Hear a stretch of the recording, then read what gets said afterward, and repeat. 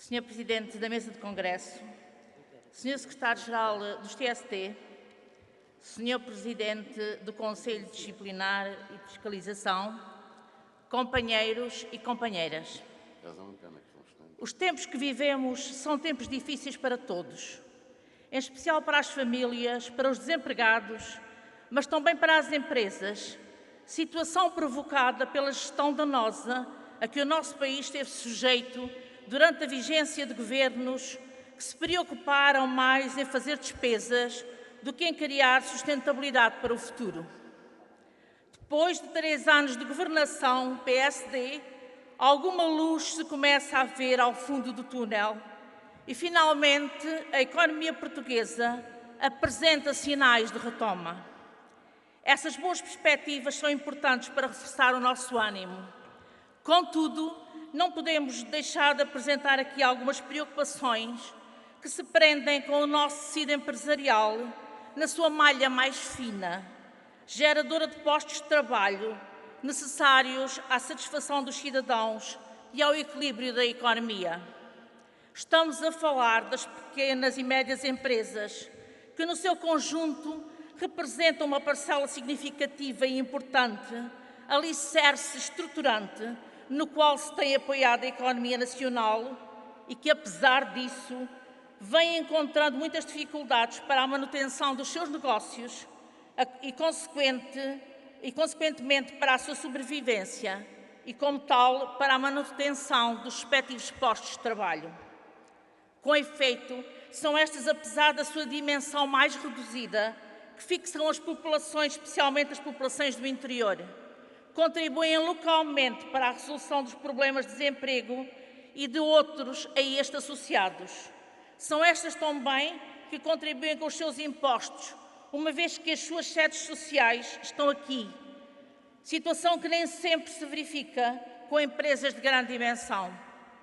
Quando falamos do interior, não pode deixar de se referir que é necessária uma política fiscal que diferencie positivamente as empresas do interior, gerando riqueza e emprego, prendendo as pessoas às suas terras, contrariando a tendência para a desertificação. A política de incentivos é indispensável para que as pequenas e médias empresas consigam manter-se no mercado, aumentá-lo, criar riqueza e emprego.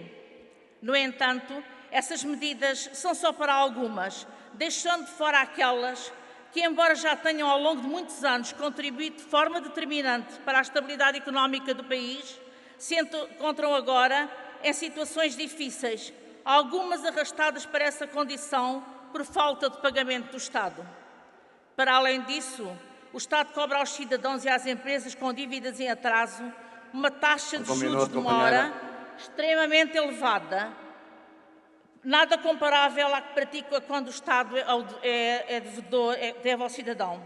Acresce ainda que parte das dívidas das empresas são referentes a IVA, que é paga antecipadamente, sempre que há faturação, independentemente das empresas receberem ou não esses valores. A maior parte delas nunca serão recebidas, porque a justiça é cara e demorada, não tendo a maioria das empresas nessa situação condições de a utilizar, preferindo ir pagando honestamente as dívidas, só não o fazendo quando a falta de trabalho não o permite. O tratamento que neste momento a autoridade tributária tem em relação às empresas é total respeito pela lei, ultrapassando a legalidade e utilizando um sistema de comunicação automática, sem rosto, que serve de refúgio para constantes erros e ilegalidades. A Fazenda Pública, com os seus privilégios hierárquicos, podendo inclusive não aceitar o que é determinado pelo Tribunal, é paradigma e marca de que o Estado não o tem feito no apoio à recuperação das empresas, sendo a alteração legislativa que o permitiu, da autoria do anterior Governo, não fez este nada para o revogar. O mais grave ainda é o Estado não fazer uma análise matemática da relação custo-benefício, associado, por exemplo, ao seu voto nos planos de recuperação, quando a sua decisão vai no sentido de liquidar empresas, sendo muitas vezes o único voto contra numa Assembleia de Credores. De facto, o benefício imediato para as contas públicas que resulta dessa liquidação não é comparável ao recebimento que teria por um só ano de atividade da mesma, para além dos prejuízos indiretos pela quebra da atividade dos fornecedores dessa empresa e pelos subsídios de desemprego associados aos trabalhadores em causa. Companheira, por favor. Estou quase a acabar, Sr. Presidente. Uma referência muito especial aos custos sociais daí resultantes, que, não sendo considerados, transformarão o nosso país num lugar onde ninguém quer viver e muito menos investir. A forma como os gerentes das pequenas empresas são tratados do ponto de vista civil e criminal não é o adequado. A Câmara, na maior parte das vezes, mais lutou pela sobrevivência da sua empresa e pela manutenção dos postos de trabalho. Sendo também eles trabalhadores das próprias empresas, ao lado dos outros trabalhadores, acresce-se o facto de não terem perante a lei direito a subsídio de desemprego, tal como os outros trabalhadores. Uns e outros são, na maioria das vezes, vítimas de situações que não desejaram e para a qual nada contribuíram.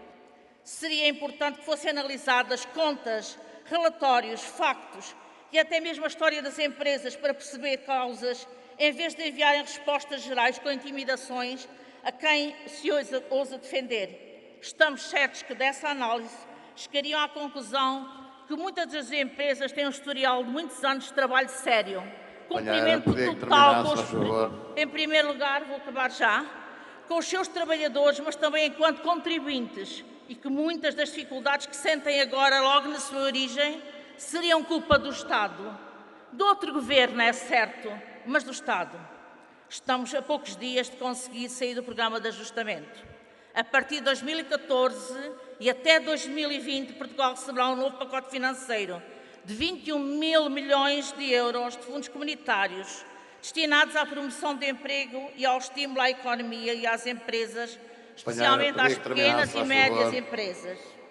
Acreditamos que é o momento de, aprendendo com os erros, podermos melhorar as relações com as empresas e, em conjunto, contribuírem para o combate à falta de emprego, em especial dos mais jovens.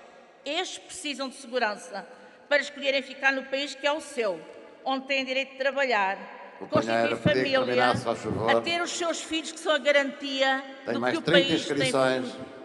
Mesmo a acabar, o investimento social é fundamental para podermos emergir desta crise mais fortes, mais competitivos, mais coesos e assim mais felizes. Viva os TSD, viva Portugal! Obrigado.